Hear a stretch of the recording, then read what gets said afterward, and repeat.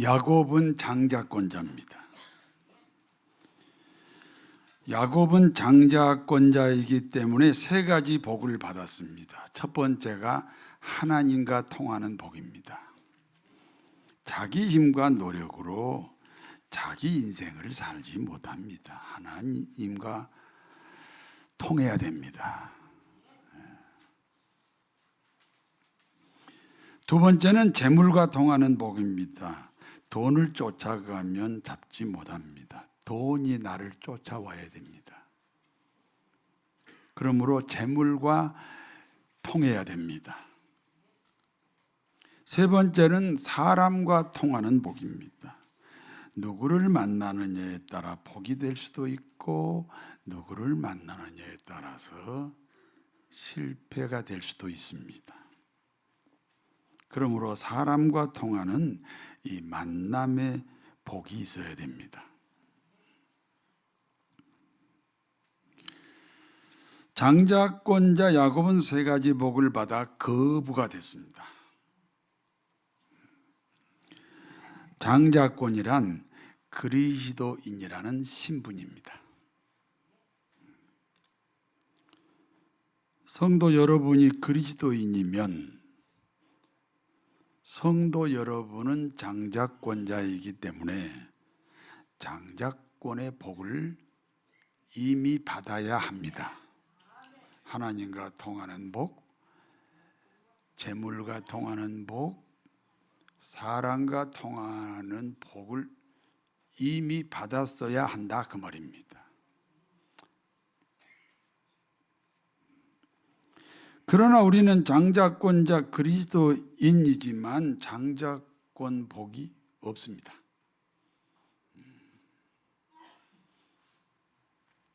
이유가 무엇입니까?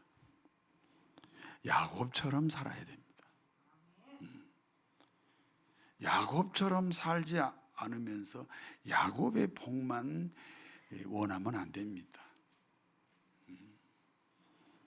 야곱은 장자권자가 되기 위해 아버지 속이고 형님 배신했습니다.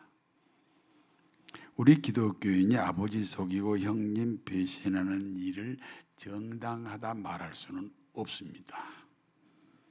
그러나 장자권을 아버지보다 형님보다 더 귀중히 여겼다는 것입니다. 우리 기독교인들이 장자권자가 되게 하기 위해 예수 그리스도가 십자가에 죽으셨습니다. 예수님은 누굽니까?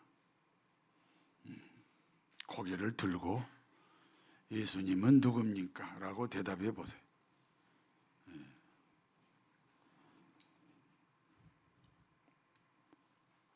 천지를 창조하신 하나님입니다.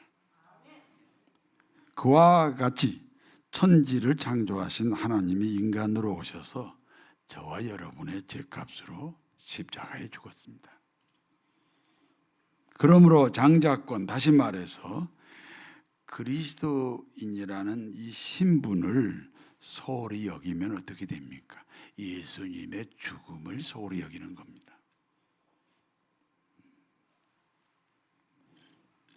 그러므로 야곱은 예수님의 죽음을 천륜보다 그리고 인륜보다 귀하게 여겼습니다. 아버지를 초월하고 형님을 초월해서 이 장자권을 귀하게 여겼어요. 그 장자권자가 되게 하기 위해서 예수님이 죽었으니까 예수님을 귀하게 여기는 거예요.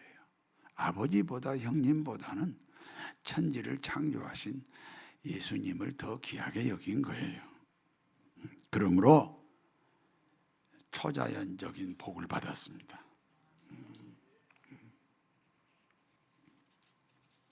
초자연적을 복을 받았다는 말이 무슨 말이에요?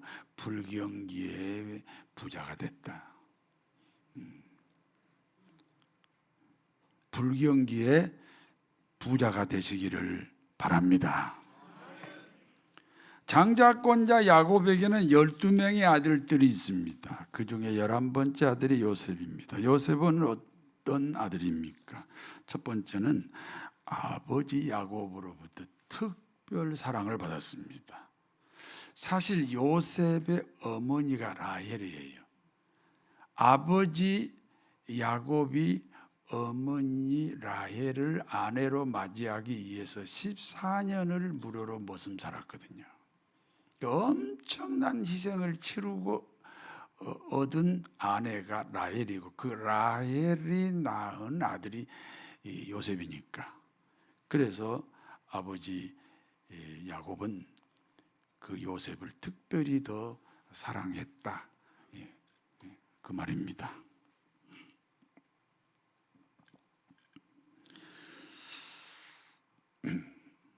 두 번째는요, 요셉은 항상 아버지 편에 있었습니다.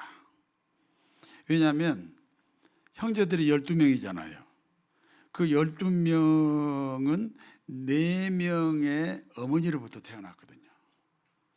그러니까 아버지 밑에는 항상 4그룹이 있을 수밖에 없잖아요. 자기 어머니 편으로 가다 보니까 항상 4개의 그룹으로 나누어져요. 그러나 요셉은 어머니 그룹으로 가지 않고 항상 아버지 편이었다. 다시 말해서 비주류가 아니고 주류였다 그 말입니다. 동서고금을 막론하고 비주류가 성공한 사례가 없습니다. 정치, 경제, 사회, 문화, 종교까지 포함해서 사람이 모이는 곳에는 항상 주류와 비주류가 있습니다. 그런데 비주류가 성공한 사례가 없습니다. 작금의 우리 정치도 혼돈에 빠져 있습니다. 비주류가 유리한 것 같지만 결코 그렇지 않습니다. 역사가 그렇게 설명하고 있지 않습니다. 역사의 교훈은 주류가 주인공 됩니다. 비주류는 아무리 합리화해도 변절자 프레임에서 벗어나기 어렵습니다. 특히 교회는 더욱 그렇습니다. 교회는 하나님이 담임 목사를 통해서 다스립니다. 그러니까 담임 목사 편에 속해야 주류에 속한 기독교인이 되는 겁니다. 요셉의 세 번째 특징은요, 꿈꾸는 소년입니다. 11명의 형제들이 자신에게 경배한다는 꿈입니다. 11명의 형 중에 10명이 형이에요. 11명의 형제 중에 10명이 형이라고요. 10명의 형들은 요셉이 꾼 꿈으로 인하여 자존심이 많이 상했습니다. 아니 어떻게 우리가 요셉의 형인데 동생 앞에 무릎 꿇고 경배한다는 거냐. 그래서 마음이 많이 상했습니다.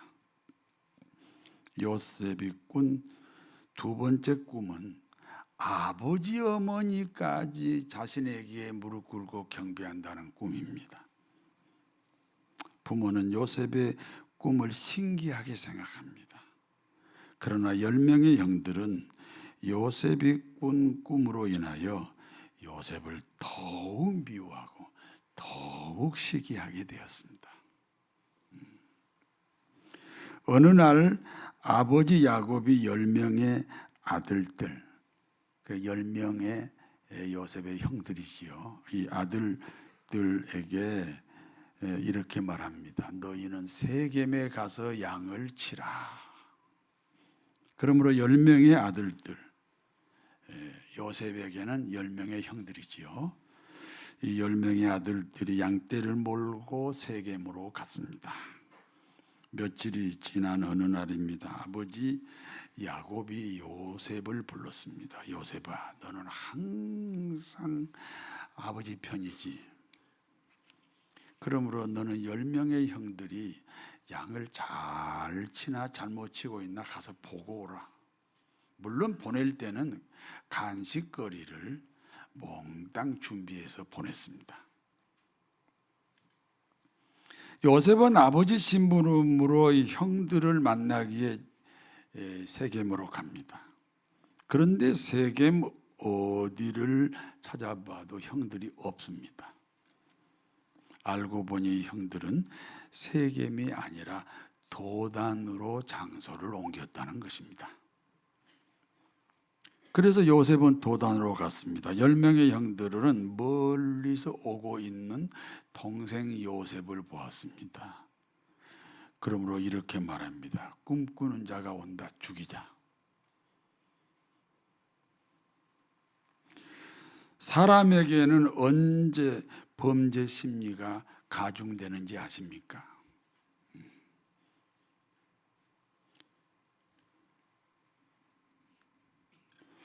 여러분 다 마음속에 범죄 심리가 있어요. 선한 마음도 있지만 악한 마음도 있다니까요. 그런데 내가 선한 쪽으로 선택하는 것뿐이라고요. 그런데 이 악한 마음이 가중될 때가 있다. 범죄 심리가 더 이렇게 확대될 때가 있다. 언제냐? 그런 질문입니다. 자신의 집과 거리에 비례해서 범죄 심리가 생깁니다. 자기 집과 멀어질수록 범죄 심리가 더 커진다 그 말입니다. 요셉의 형들이 집을 떠났습니다. 그래서 범죄 심리가 생겼습니다. 그러니까 밤 12시에 퇴근하고 새벽 3시에 출근해도 집에 갔다가 오라. 내 사생활이 내 가정을 중심으로 이루어져야 한다. 그런 교훈입니다. 그리고 장소를 옮겨도 범죄 심리가 커집니다. 아버지하고 약속이 세겜입니다. 그런데 10명의 아들들이 아버지 허락 없이 도단으로 갔습니다. 멀리서 꿈쟁이 동생 요셉을 보고 형들의 범죄 심리가 솟아나기 시작합니다. 그래서 요셉을 죽이기 위해서 웅덩이에 던졌습니다. 그런데 그 웅덩이는 물이 없는 웅덩이입니다. 하나님의 은혜인 줄로 믿습니다. 형들은 차마 요셉을 죽일 수가 없었습니다. 그래서 이스마엘 상인들에게 은 20에 팔았습니다. 이스마엘 상인들은 요셉을 애굽으로 데려갔습니다. 그리고 요셉은 애굽 나라 바로 왕의 경호실장 보디발의 노예가 되었습니다. 애굽 나라 바로 왕의 경호실장 보디발이 보니까 요셉은 좀 이상한 노예입니다.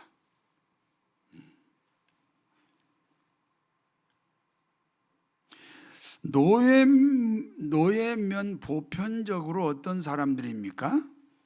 불행한 사람들이지요. 억울한 사람들이지요.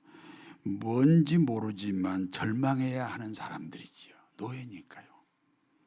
그런데 요셉은 불행해 보이지 않습니다. 억울한 일이 있는 것도 같지 않습니다. 주어진 형편에 감사합니다. 노예인데 노예 같지가 않습니다. 주인이 보니까 요셉은 노예인데 노예 같지가 않습니다. 그래서 노예를 관리하는 노예가 됐습니다. 애굽 나라 권력 서열 2번째인 보디발의 가정 총무가 되었어요.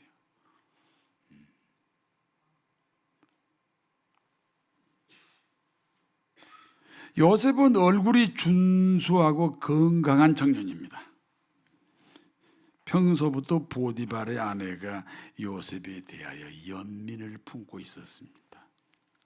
어느 날 보디발의 아내가 요셉을 유혹합니다. 요셉, 지금은 아무도 없어. 너와 나 단둘이야. 그러므로 우리 즐거운 시간을 보내자. 그때 요셉이 보디발의 아내에게 이렇게 말합니다. 주인님, 주인님과 저뿐이면 무슨 짓을 할 수도 있습니다. 그러나 한 분이 더 계십니다. 하나님입니다. 하나님이 지금 보고 계십니다. 그러므로 요셉은 방문을 박차고 도망을 갔습니다. 급히 뛰어나오다 보니까 겉옷을 두고 왔습니다. 다시 들어가 겉옷을 가지고 올 수도 없습니다. 보디발의 아내는 요셉이 자기 남편에게 자신의 일을 고해 바칠까 봐 전전긍긍합니다. 그래서 업어치기 작전을 합니다. 남편 보디발이 오니까 울면서 하소연합니다. 당신이 신임하는 요셉이 나를 겁탈하려고 했다는 것입니다. 자기가 거절하면서 버럭 소리 지르니까 허겁지겁 도망갔다는 것입니다. 그 증거물로 요셉의 겉옷이 여기 있다는 거예요. 보디발이 노발대발합니다. 요셉이 자신을 배신했다는 것 때문에 매우 화를 내었습니다. 결국 요셉은 왕궁 감옥에 죄수로 끌려가게 되었습니다. 왕궁 감옥은 한 번 들어가면 평생 나올 수 없습니다.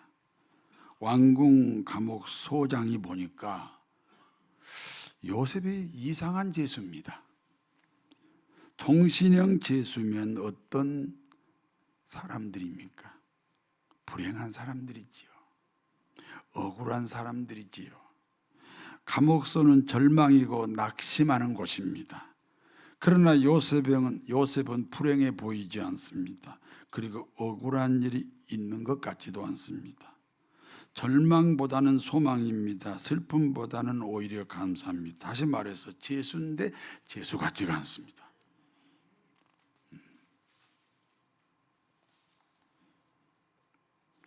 그래서 죄수를 관리하는 사무장이 되었습니다. 죄수를 관리하는 사무장이면 요즘으로 말하면 교정직 공무원입니다.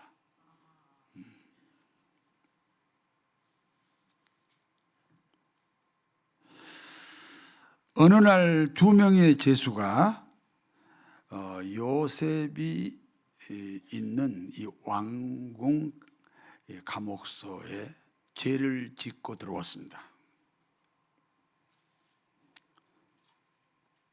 당신은 어떤 사람에게 최고의 권력이 주어지는지 아십니까? 왕에게 음식을 제공하는 신하들입니다. 왕에게 음식을 제공하는 신하야말로 왕의 신복이기 때문에 그렇습니다. 그와 같이 왕에게 음식을 제공했던 두 관원장이 이제 요셉이 갇혀 있는 감옥소로 들어왔습니다. 그리고 각각 꿈을 꿉니다. 요셉이 이들의 꿈을 해석합니다. 요셉은 술 맡은 관원장은 복직이 된다는 애언입니다. 반대로 떡 굽는 관원장은 3일 후에 사형을 당한다. 이렇게 꿈 해석을 해줬습니다.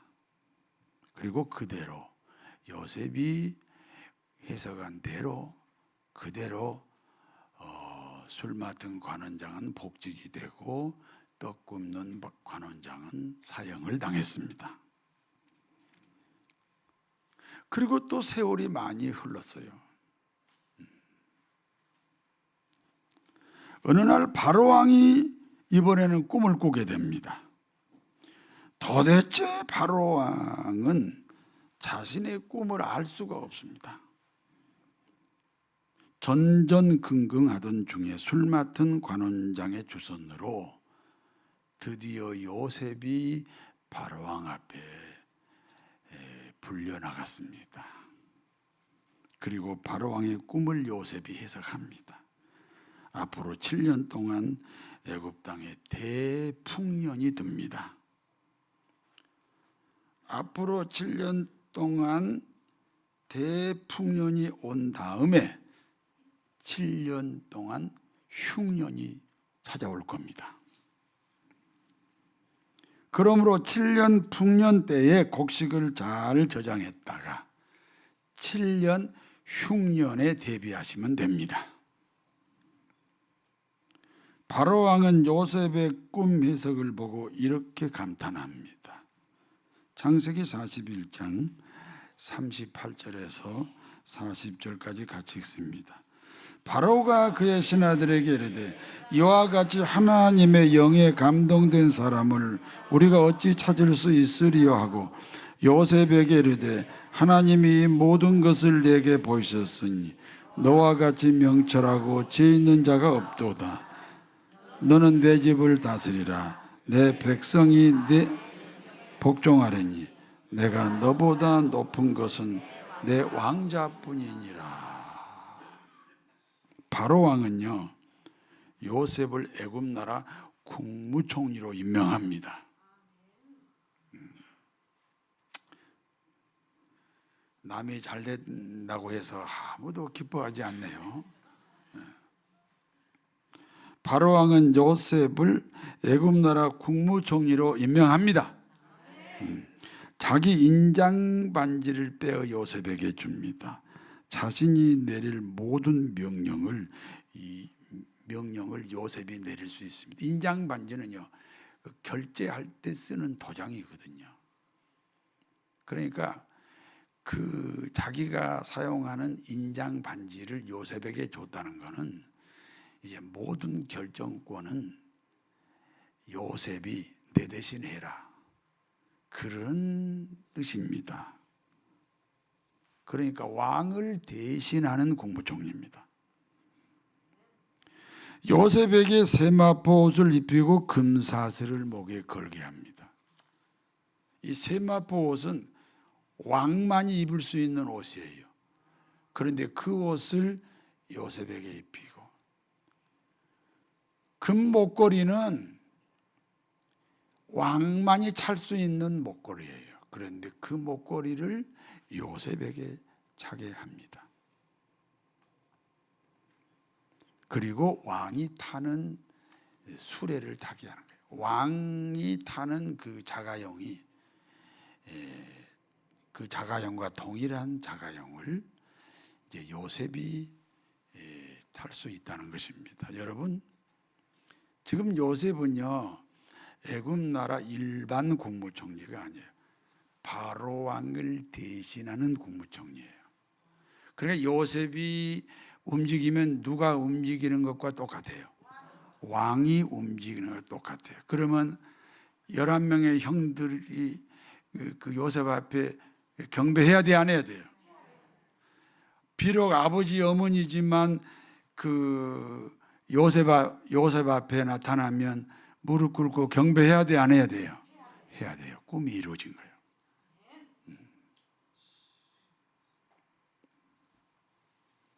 여기까지가 본문의 내용입니다.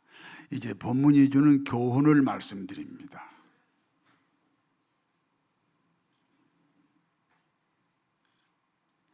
요셉의 형들은 무엇 때문에 요셉을 노예로 팔았습니까? 아니, 저를 쳐다보시라니까. 예배 시간에는, 설교 시간에는 저를 좀 쳐다보세요.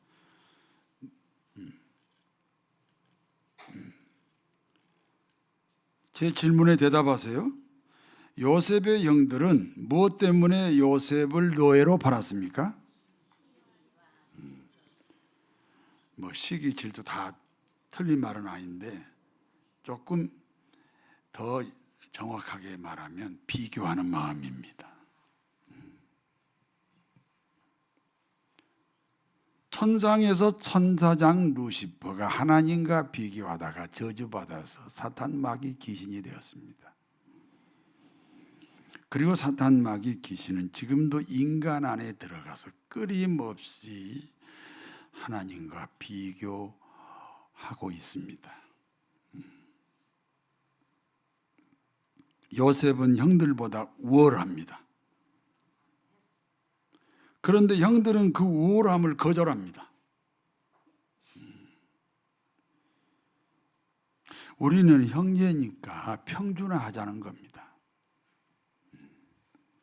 그렇지 12명의 형제들이 똑같이 평준화돼야지 왜 너만 우월하냐?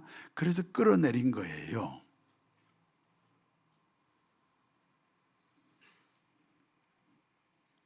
이 평준화 사고가 무슨 사고죠? 사회주의 사고입니다.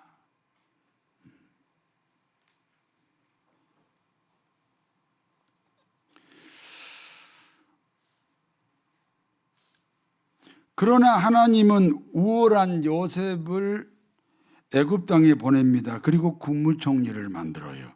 그리고 7년 흉년 때에 그 가족을 살리게 합니다. 자본주의의 상징입니다. 생산이 먼저 분배가 나중이다. 그런 자본주의 사상입니다. 하나님은 요셉 하나님의 요셉 편이라면 하나님은 자본주의 편이라는 사실입니다. 여기서는 진보니 보수니 그런 얘기하면 안 됩니다. 그거와 다른 이야기입니다.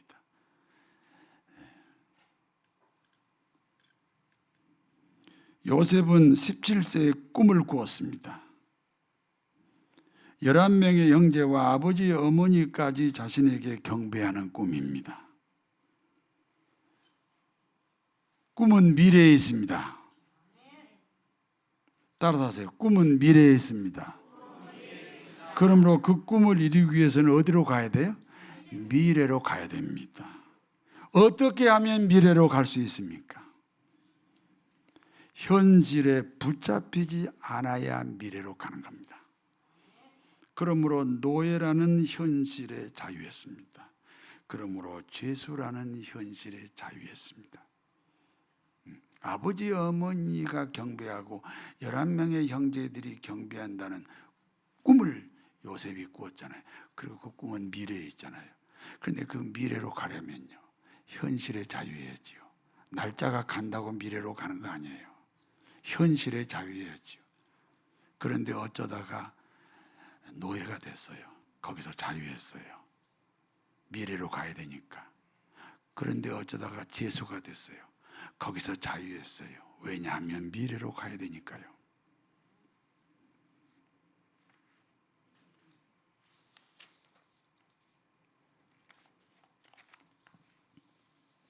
만약에 말입니다.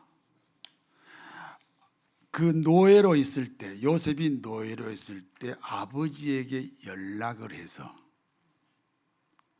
아버지가 찾아와서 자기를 노예 신분에서 벗어나게 할 수 있어요. 어차피 돈 주고 산 노예니까 돈을 더 많이 주면은 요셉은 노예 신분에서 벗어날 수 있어요. 그러면 노예 신분에서 벗어나서 형들에게 복수할 수 있어요. 그 대신에 형들처럼 양치기로 평생을 살아야 돼요. 요셉이요, 억울한 누명 쓰고 감옥 갔잖아요. 탄원서를 올리고 여기저기 변호사를 쓰고 해가지고 억울한 누명을 벗을 수 있어요. 그런데 억울한 누명 벗으면 어떻게 돼요? 평생 노예로 살아야 돼요.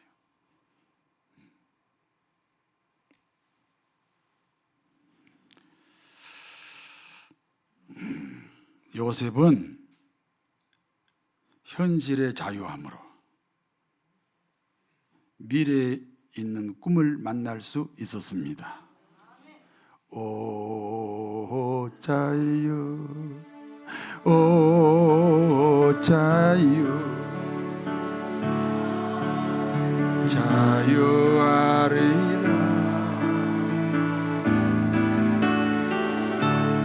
였으나 나는 이제 돌아가리. 주시는 주님께. 여러분, 가난한 사람의 꿈이 뭐죠? 부자지요. 그러면 지금 부자처럼 살아야 돼요.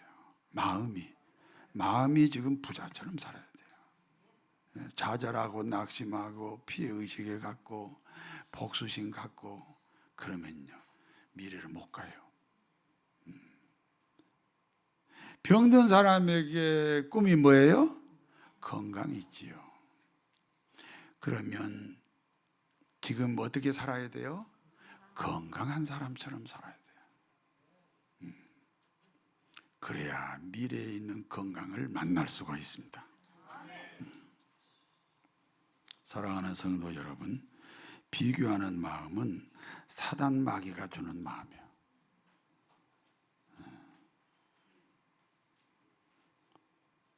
그런데 우리는 어쩌면 계속 비교하는 마음을 버릴 수가 없어요.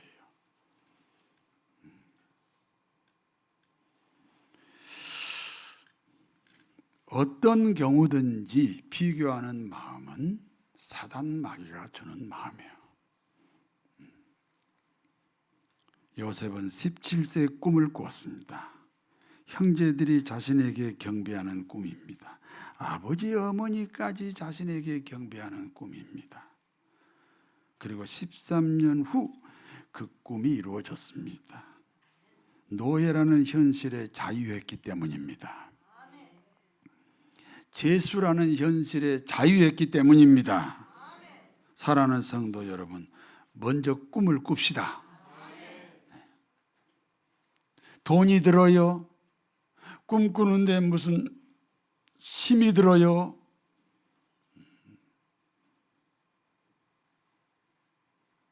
요셉이 17세 꾼 꿈이 현실적으로 너무 엉터리잖아요. 세상에 아버지 어머니까지 내게 경배한다. 11명의 형제들이 내게 굉장히 허황한 꿈 같아요. 그런데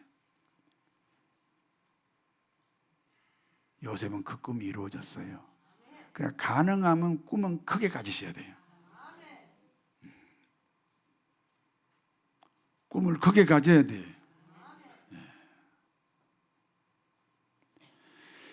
원래 영국하고 미국이요 전쟁 관계였어요. 그래서 영국이요 백악관을 막 폭격을 해가지고 백악관이 새까맣게 타버렸어요. 그래서 하얀 페인트를 칠했어요. 그래서 백악관이에요. 그런데 얼마나 지금 친하게 지냅니까? 그 미군이 그 일본에게 그 핵폭탄을 2개나 떨어뜨렸잖아요. 그런데 서로 원수가 아니에요. 정말 영국 다음으로 친하게 지내요. 이 독일이 유대인들을 600만 명 죽였잖아요. 600만 명 죽였잖아요. 그런데 그 원한이 없어요. 지금은 아주 독일과 이스라엘이 친하게 지내요. 우리가요 상처 때문에 이 나라 이민족이 상처 때문에 치료가 안 돼가지고 너무 얽혀 있어요. 꿈이 없어요. 꿈이.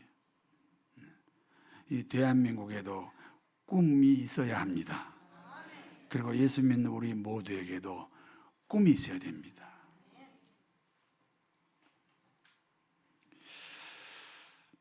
그 꿈이 이루어지려면 현실에 자유해야 됩니다. 미래로 가야 되니까 자유해야 합니다. 사랑하는 성도 여러분, 먼저 꿈을 꿉시다. 그리고 그 꿈을 이루기 위해 현실에 자유합시다. 그 현실에 자유하자는 다른 말이 감사입니다. 요셉은 노예라는 형편 가운데 감사가 있었습니다. 요셉은 재수라는 형편 가운데 감사가 있었습니다. 그리고 그와 같은 감사를 심어 국무총리라는 커다란 감사를 만나게 되었습니다. 우리 모두에게 요셉의 감사가 있어야 합니다. 그리하여 요셉의 형통함이 우리 모두의 형통함이 되시기를 진심으로 축원합니다. 전능하신 하나님, 꿈을 꾸게 하옵소서. 그리고 그 꿈을 찾아 미래로 가게 하옵소서. 현실에 자유하게 하옵소서. 그리하여 노예 현실에 감사하고 제수 현실에 감사하게 하옵소서. 결국은